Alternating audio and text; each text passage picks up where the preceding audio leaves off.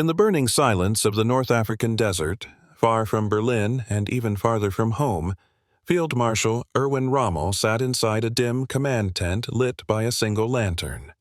Outside, engines cooled. Radios crackled. Medics moved between the wounded. Inside, Rommel wasn't studying maps. He was writing to his wife. Not reports, not propaganda. Private letters. Letters he never expected the world to see.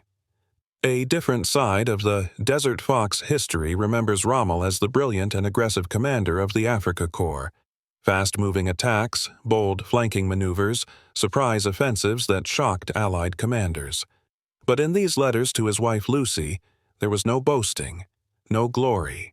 Instead, there was exhaustion, reflection, and something far more unexpected: respect. After months of brutal desert fighting against British and Commonwealth forces, Rommel began to notice something he hadn't anticipated. The enemy wasn't breaking, they weren't panicking, and they weren't fighting the way Berlin had described them. They don't fight like cowards. In one letter written after a particularly intense engagement near Tobruk, Rommel described how British artillery crews kept firing even after their positions were nearly overrun. He wrote that his men expected surrender. Instead, they were met with disciplined withdrawal, covering fire, and counterattacks that bought time for wounded soldiers to escape. Rommel admitted something few German commanders would have dared to put in writing. The British soldiers were not weak. They were stubborn, organized, and brave under pressure. He even noted how quickly British engineers repaired damaged supply routes. Something he deeply understood was critical in desert warfare. To Rommel, this wasn't just an enemy. It was a professional army, a commander, forced to rethink everything. Berlin's propaganda painted British troops as poorly led and demoralized. Rommel's battlefield experience told a different story. In another letter, he confessed frustration, not at the enemy's weakness, but at their competence.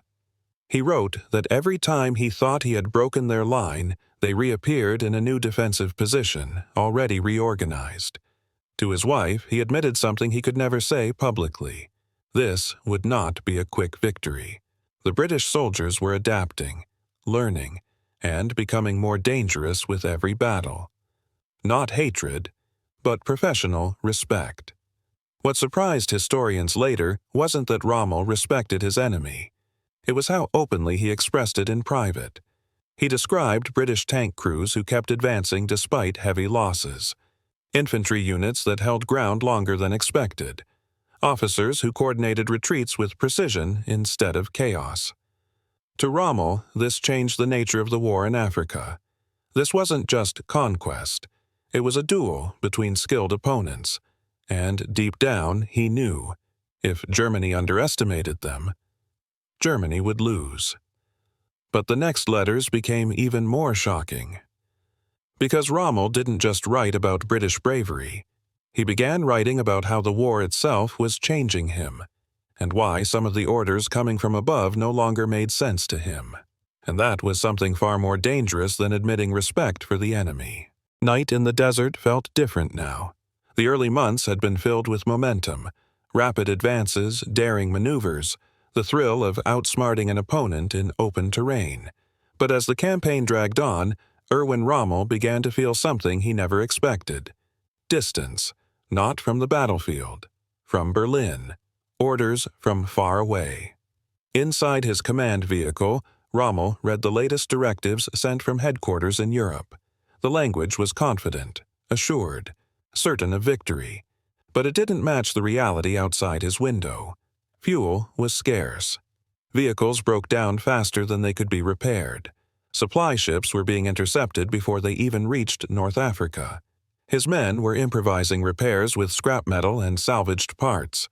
And still, the orders demanded more attacks, more advances, more risk. Rommel began to understand a dangerous truth. The people planning the war from afar did not see the war he was fighting, a commander's private frustration. In letters to his wife, he didn't rant or accuse. He described. He wrote about maps that looked simple in Berlin but meant weeks of supply effort across open desert. He explained how a single destroyed fuel convoy could halt an entire offensive. He described men fighting bravely not because of speeches, but because they trusted the soldiers beside them. And between the lines, there was something new: doubt. Not in his men, not even in his strategy, but in the voices directing the war from thousands of kilometers away. Respect for the enemy. Worry for his own side. Rommel had already admitted in earlier letters that British forces were more capable than expected. Now that respect turned into concern. He wrote that the enemy adapted quickly. When one tactic worked, it worked only once. When he tried to outflank them, they were already reinforcing weak points. Their supply lines, though stretched, were protected by sea and air power he could not fully challenge. Yet Berlin's messages still spoke of easy victories. Rommel saw something the reports did not show. The British were learning faster than anyone in Berlin realized. The weight of responsibility. The Desert War wasn't just tanks and artillery. It was men enduring heat that melted equipment and nights cold enough to shake bones. It was mechanics sleeping beside engines so they could fix them at dawn. It was medics working by flashlight while aircraft circled overhead.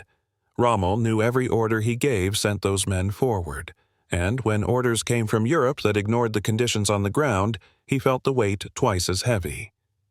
In one letter, he wrote to his wife that leadership in war was not about pride or slogans. It was about understanding reality, even when reality was unpleasant.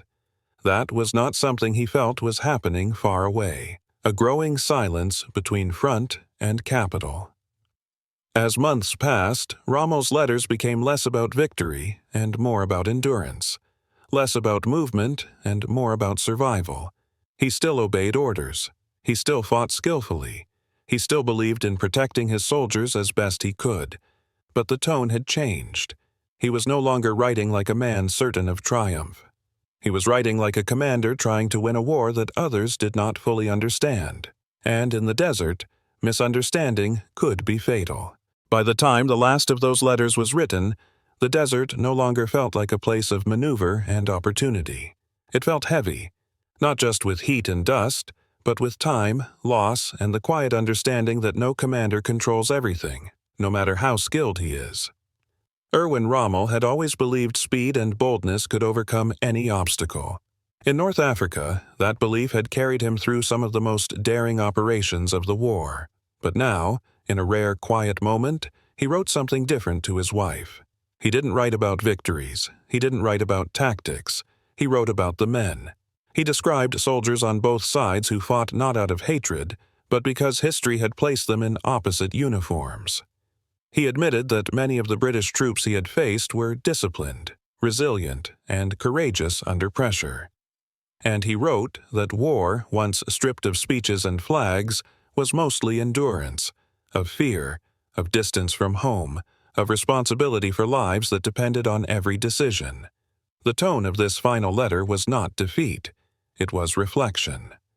Rommel understood that no plan survived unchanged, that even the best commanders were shaped by events beyond their control, and that respect for an opponent did not weaken a soldier. It made the war more real. When he folded that letter, he wasn't thinking about history. He was thinking about home, and about the hope that one day the fighting would end and the men who survived on all sides could finally lay down their burdens.